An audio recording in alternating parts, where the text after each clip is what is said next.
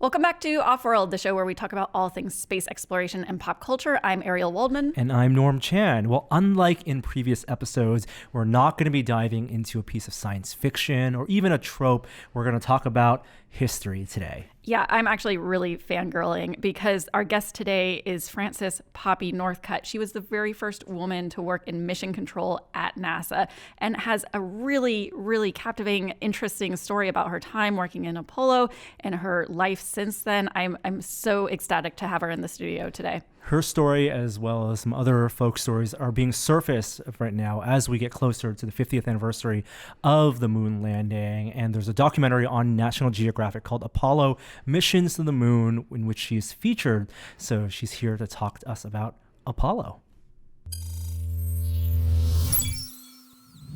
So I'm really excited to have you in the studio today. Poppy, please introduce yourself and a bit about what you worked on during the Apollo missions and what you've been working on since. Well, back during the Apollo missions, I was a return to Earth specialist. So my job was to bring the astronauts back to the Earth from the moon. And most of that work was done in advance in the design of a large computer program that computed trajectories. Yeah. Well, so we're now at the 50th anniversary of the Apollo 11 landing.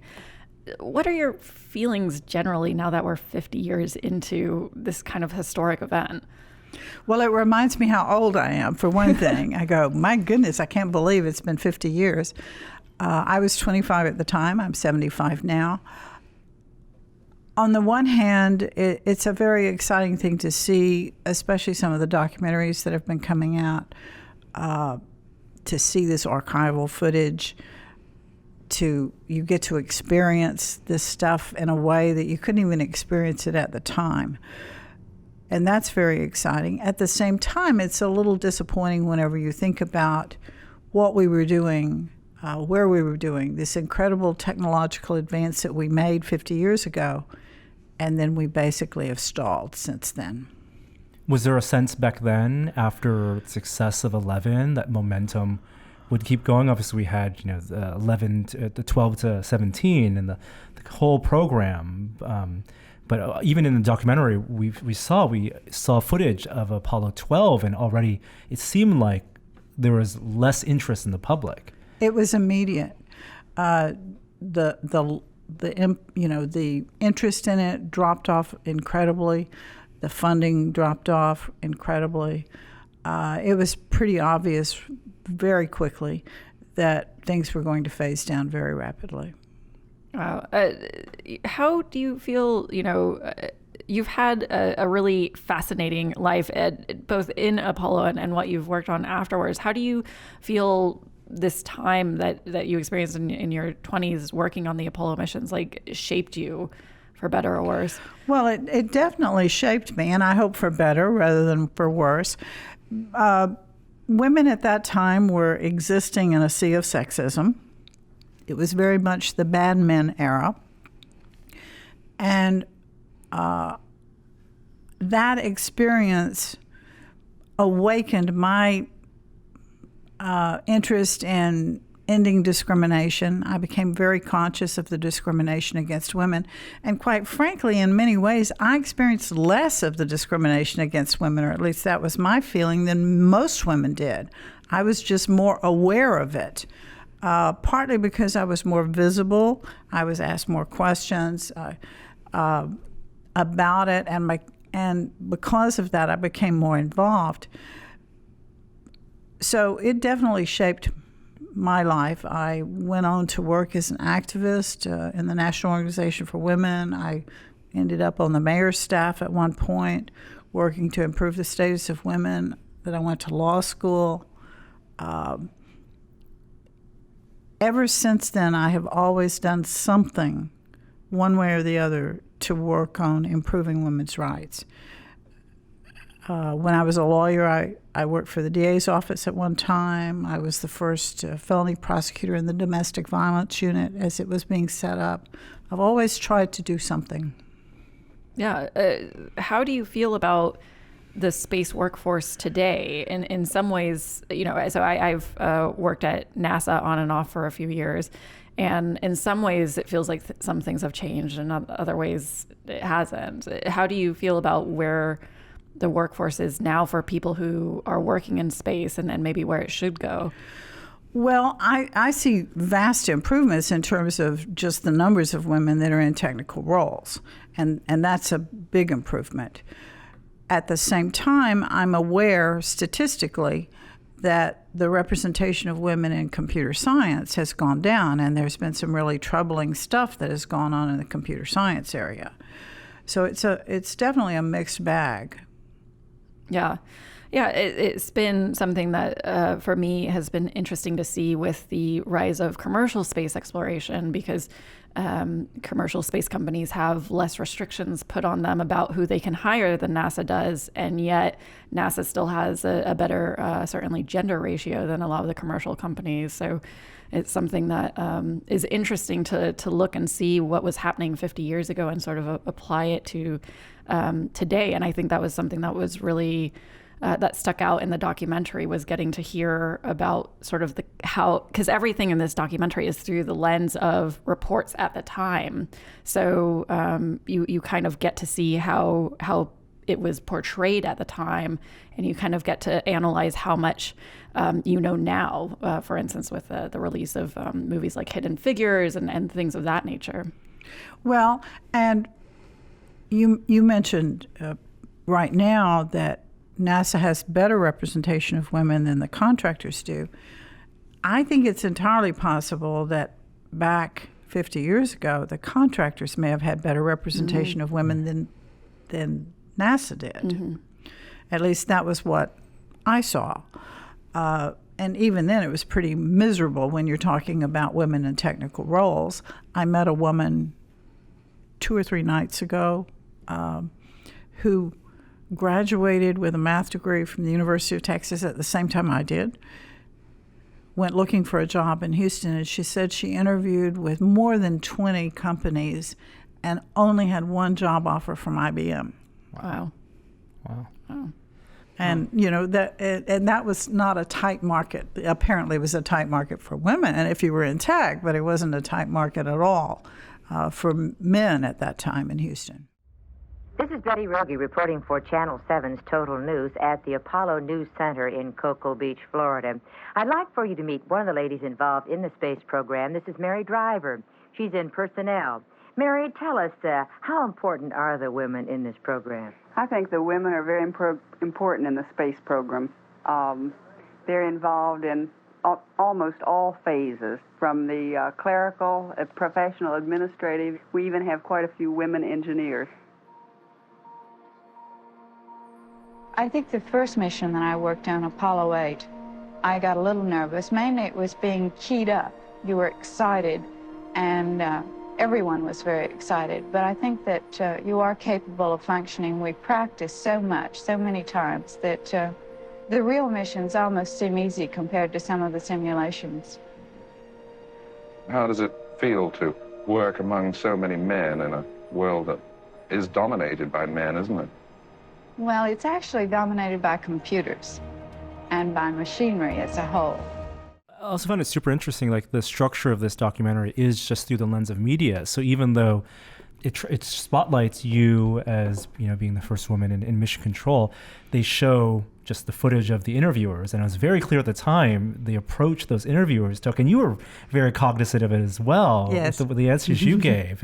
And so, it's kind of this double-edged sword of like bringing this awareness out, but again, through the lens of this Mad Men era back then. Do you find that because there was a lot more coverage of Apollo 11 now at the 50th anniversary, we see like Twitter threads and people reports about you, like the media is better about that now? Yes, the media is definitely better about it. But the media at that time, it was very sexist. In fact, a lot of times people were asking me about the discrimination at NASA, and the truth of the matter is the worst sexism was out of the media, by far. Yeah. But what they don't tell you, and you should be reminded of when looking at that, is it was not until 1971 that the National Press Club admitted women. So maybe that might be a clue about the degree of sexism in the media itself. It was just a little ahead of that time.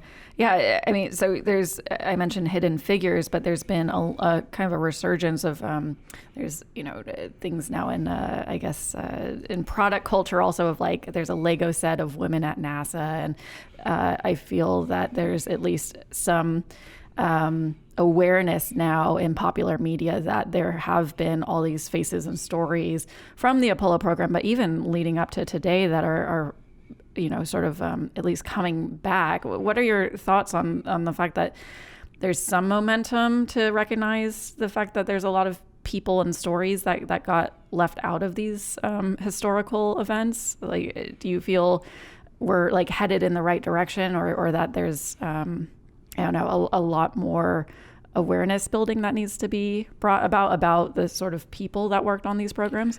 Well, I'm heartened to see more diversity being covered, and also just a recognition of how many people were involved.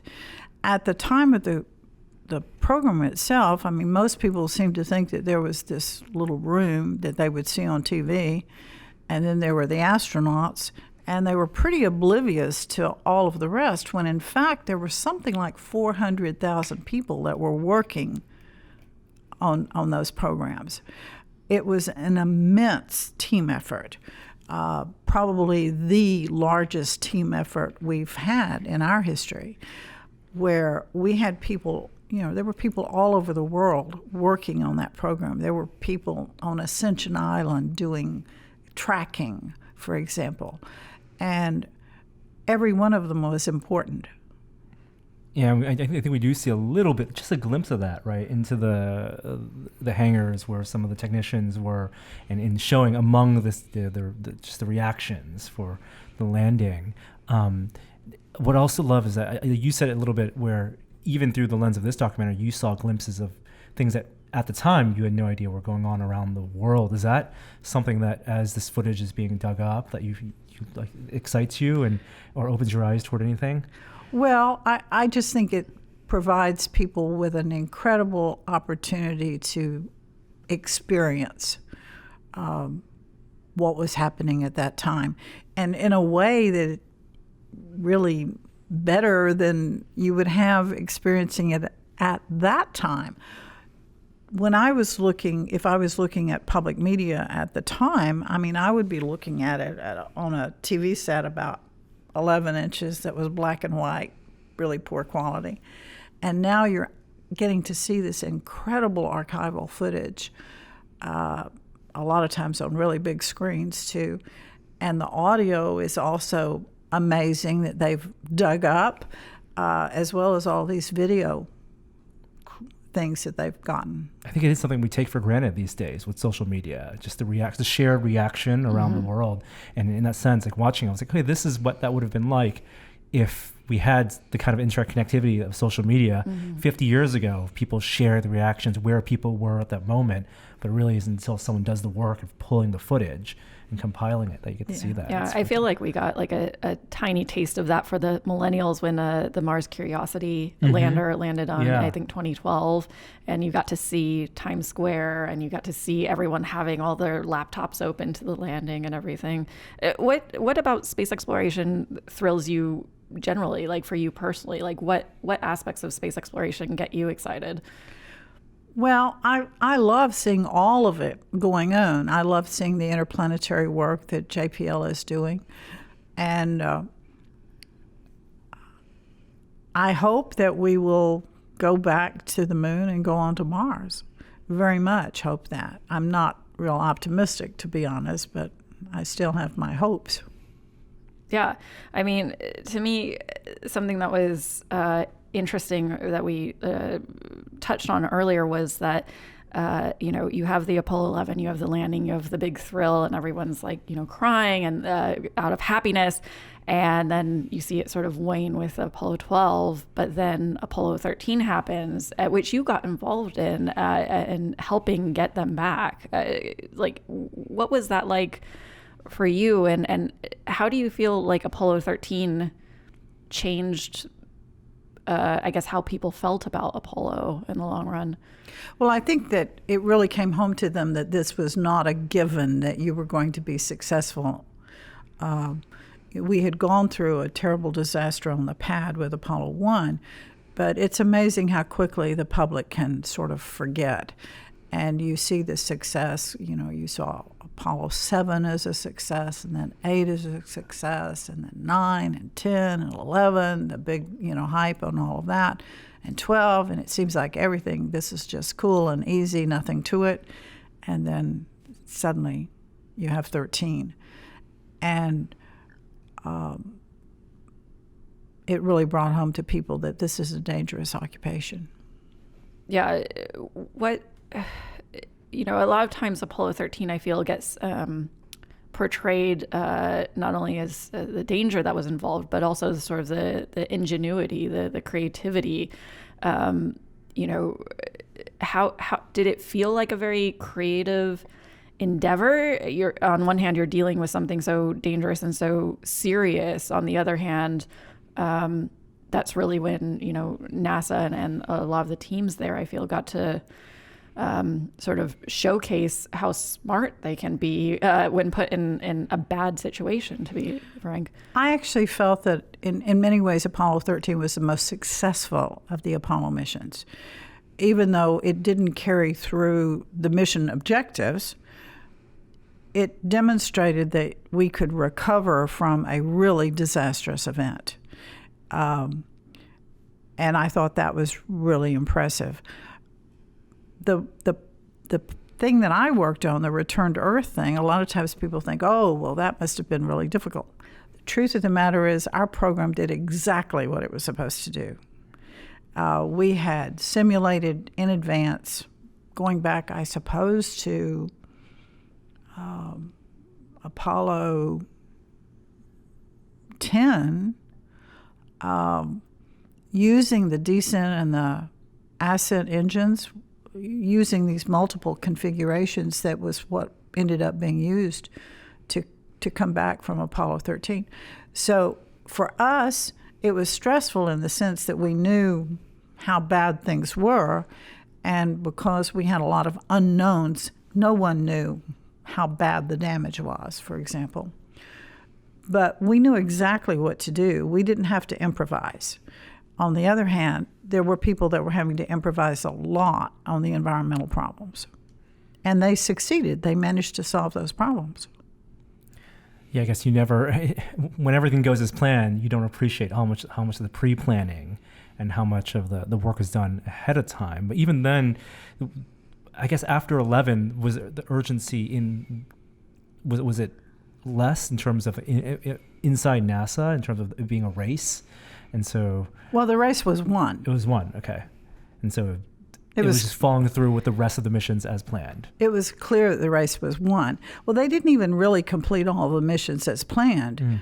They were curtailed. There were more advanced missions that had been on the books that were just chopped off at the end. They did not fly out the whole series of Apollo, which to me was a great disappointment, because those later missions would have been high inclination. They would have involved mapping portions of the moon that had not been visited, would have been much more challenging missions. Yeah.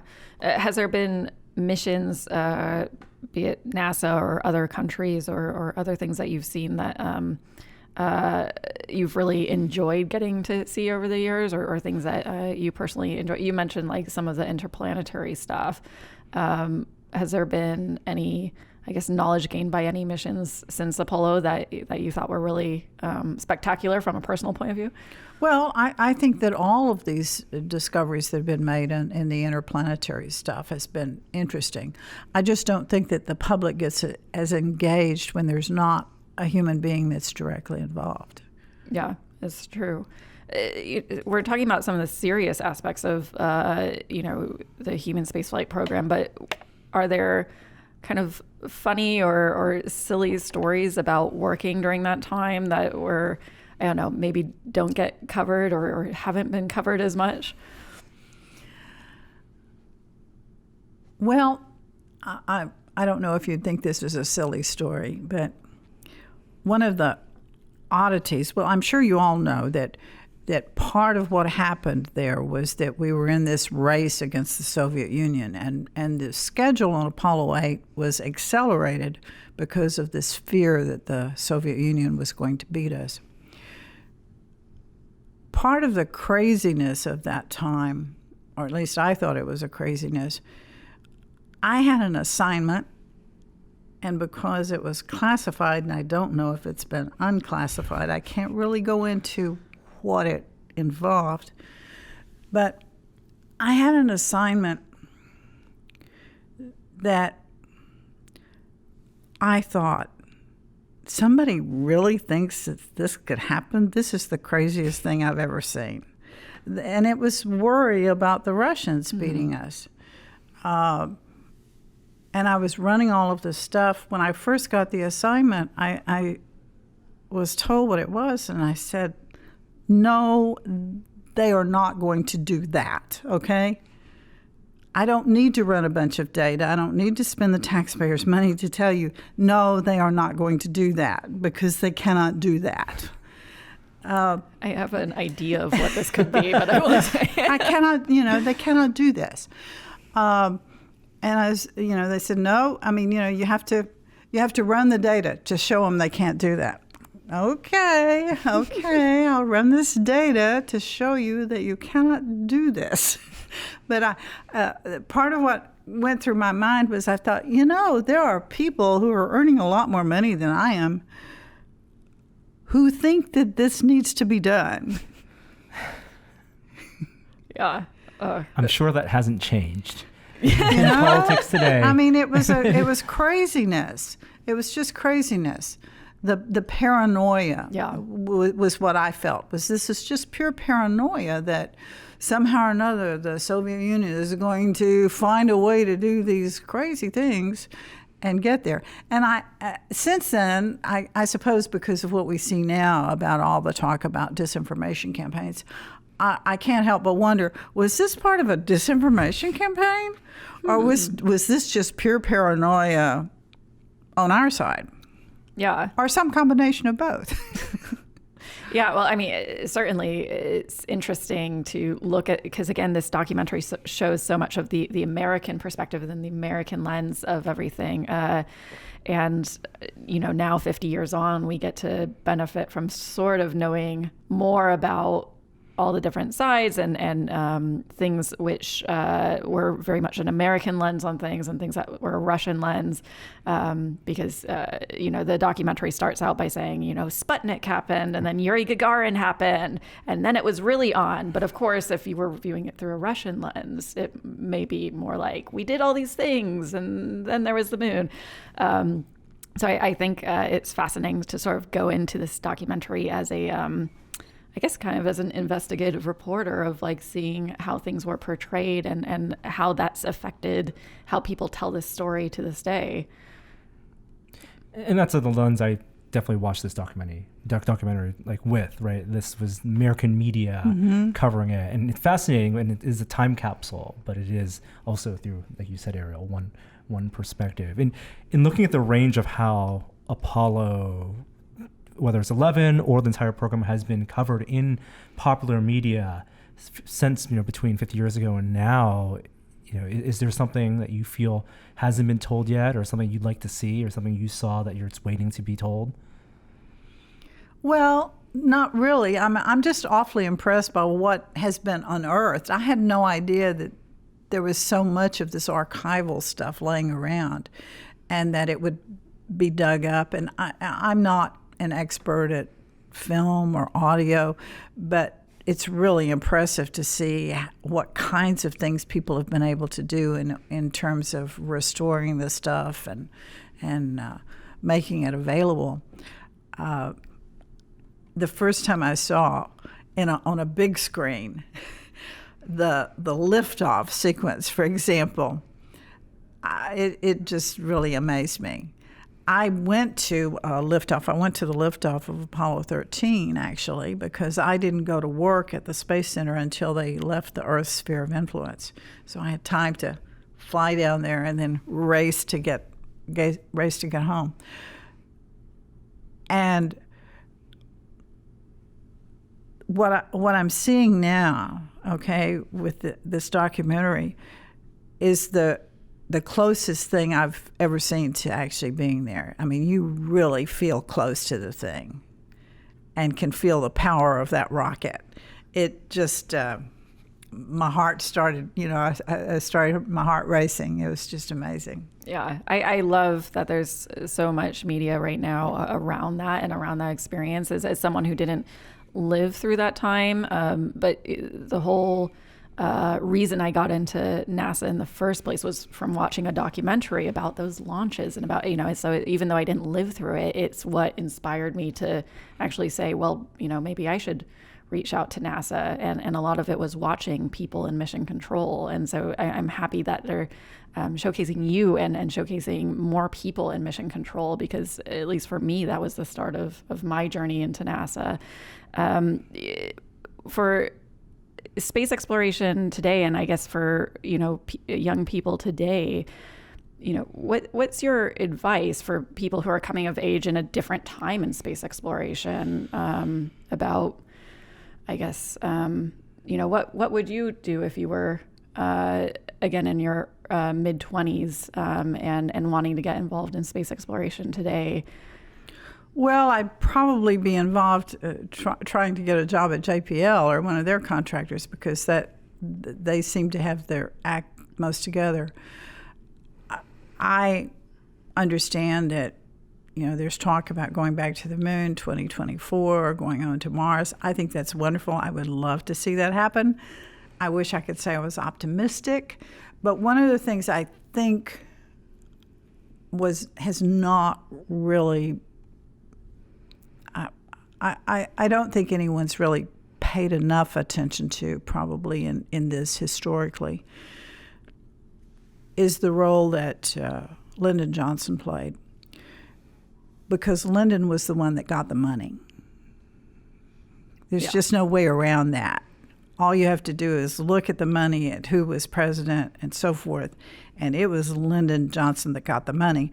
And looking at that, in fact, just the other day, I was looking at that and I decided I need to go back and reread Cairo's book about Lyndon. So I started reading the 4th volume of his book.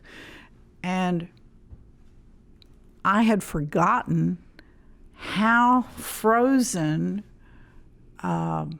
Congress was at that time, and how he went in and there was no one around who knew more about how to pull the strings and push the levers at Congress to get money out of there. And I don't know if we would have been able to do Apollo if we had not had him as the president. JFK was a very charismatic guy. He was very photogenic, and he had the vision. But Lyndon Baines Johnson, as I said, he knew how to work the levers in Congress.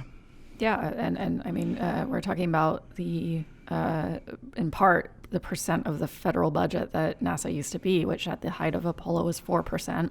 Now it's about half of 1%. Half of 1%. Lucky even when it's that. And NASA has had relatively flat budgets lately that don't even keep pace with inflation. And I have not seen anyone in the White House since Lyndon Baines Johnson was there who could push budgetary things through. Mm-hmm. No one, okay? So I don't know how you manage to go back to the moon in 2024 when you don't have the money. Yeah. It's just as much a technological problem as it is a political problem, as it is a cultural problem, and all of those things, the stars have to align, for puns, for this thing to work, which makes you appreciate, it's a perspective that makes us appreciate looking back, because, to your point, it's the willingness to fund something like this in the moment we feel today is much less than in retrospect. Maybe that's one of the reasons that celebrating an achievement like this, if we're going to do a takeaway. Well, and of course, I mean, you always have to look at Lyndon Johnson in perspective and look at where the big sinners were It's no accident that the big centers were in Florida, Alabama, Texas. I mean, who had the senators with the seniority? It's a very political operation. Yeah, which still affects us today. Today, absolutely. Yeah. Yeah, it's a lot. And, the thing where I try and be optimistic on this is that NASA needs the funding, absolutely. Needs funding that even just keeps in pace with inflation. Where I try and be optimistic is to do big things now, like landing on Mars, requires international collaboration that didn't exist or wasn't as much a part of it 50 years ago. And so on one hand, it's hard to be optimistic with some of the future space plans. On the other hand, my optimism comes from if we do one day land a human on Mars, it will be because people had to come together at an unprecedented level to collaborate and actually share the load of the budget and the political will and the interest and everything. I hope we will do that. I very much hope we will do that. I hope our government is able to get its act together enough to be able to collaborate. Yeah. And that's a real challenge for us. Yeah. Other than money, what would you say space exploration sort of needs the most right now to be successful? Like, obviously money is a big component of it, but are there things where you feel like it needs an infusion of something other than money to really be where it should be? Well, I think we need an enthusiasm from the public as well, because that drives the money to a certain extent. It places something on a priority. I'm hopeful that as people look back on what happened with Apollo 11 and the other parts of the Apollo mission, that they will regain an enthusiasm, that they'll recognize what an incredible technical achievement it was on the one hand, and that we can really do great things if we focus on it and if we put our efforts, our hearts, our minds, and our money behind it. We can solve these huge problems on the Earth. We can solve climate change problems. We can solve lots of things, but we have to focus. Yeah, I think that's really, the legacy of the Apollo missions is kind of showcasing what we can accomplish, and that things on one hand are so difficult, but yet are achievable. And it's just been an absolute treat to have you on the show today. Thank you so much for joining us. Well, I was happy to be here. So, Ariel, let's get to the question. I know everyone's wondering, what was that task, that assignment you think that Poppy was tasked with that she could not talk about? Okay, so this is full speculation because I don't know, and I don't want to get her in trouble. She did not tell us. She didn't even tell us off camera what that was. But my suspicion, based on some of the things I've read, is that it was about blowing up the moon. What do you think it was? Well, I mean, unexpected destruction. Destruction was what I had in mind, because if she's calculating the return trajectories, obviously without a moon or something impossible happening, the return trajectory would have to be recalculated. But yeah, I think there were concerns, or at least I read that there were concerns that maybe they had the capacity to blow up the moon. So that's my best guess. Maybe I'm way off base here, but I mean, and that it totally is symptomatic of that the fear and the urgency that made Apollo possible. Poppy talked at the end about this confluence of factors, with Lyndon B. Johnson being the one, the pulling all the levers to get the funding, and we feel that because that's, the most believable thing in the science fiction disaster movies we've talked about is like urgency, right? Like Armageddon only happens, Bruce Willis is sent to space because of urgency. Yeah. Apollo only happens because they fear that Soviets would get there first. And that's something that is definitely lacking today. Yeah, I mean, urgency is lacking, but and I all of her points are like spot on. I am with her on, it is hard to be optimistic about a lot of the circumstances that things are in right now. But maybe it's my personality. I'm always looking for that optimistic angle of, getting more people involved, and the fact that space exploration is no longer a monopoly and has opened up means there are opportunities to change. And, it's not written. It's not all written out yet. And, there's still a lot of amazing things that we can accomplish in our lifetimes if people get more involved and contribute to space exploration, even from their disciplines that maybe don't involve space exploration. But, we're needing smart people like Poppy was in the 1960s.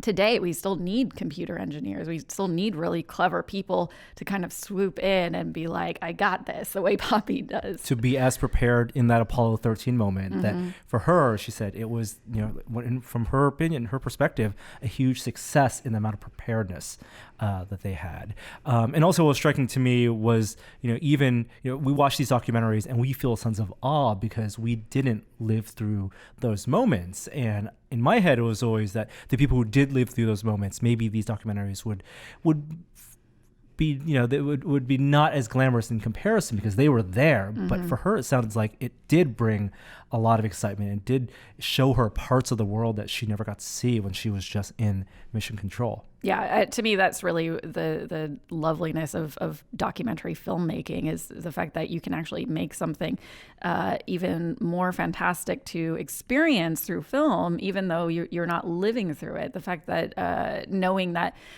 we can watch something that gets Poppy more into the mode of what it was like on a global level, not knowing all those things, and get more excited about it. And the fact that we can have that same experience as her, even though we didn't live through it. I don't know. It's really heartwarming, and it's good to know that history can still affect us in such a profound way. And that's one of the great things about this being the 50th anniversary. So many documentaries, so many pieces of media, so many stories coming out about that era. And this is just one of them. Again, it's called Apollo Missions to the Moon. It's on National Geographic, July 7th, which I believe is today. So please check that out. And please continue checking out Offworld. You can always find us if you just want to listen to us as a podcast. We're at tested.com/Offworld or any of your podcast listening apps. And we'll be back next time with another episode.